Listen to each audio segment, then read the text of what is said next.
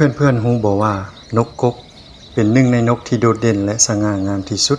ของป่าฝนในอาซีนกกกอยู่ในตระกูลนกเงือกหรือว่าฮอนบิลซึ่งเป็นตระกูลนกที่มีศกใหญ่และมีหอนอยู่เทิงศกนั่นเอง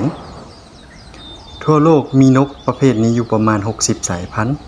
และนกกกแม่นหนึ่งในสายพันธุ์ที่ใหญ่ที่สุดซึ่งเขตอาซีสามารถพบได้ในประเทศไทยลาวพม่าอินเดียและอินโดนีเซียอาหารของพวกเขาส่วนใหญ่แม่นมังไหมป่าสุกๆบางทีก็กินแมงไม้หรืองูตัวน้อยมังไม้สุกที่พวกเขาคาบบินไปช่วยกระจายเม็ดพันธุ์ในป่าจึงเป็นผู้ปลูกป่าธรรมชาติตัวจริงเลยนกกกเป็นสัตว์ป่าคุ้มครองห้ามล่าห้ามขาย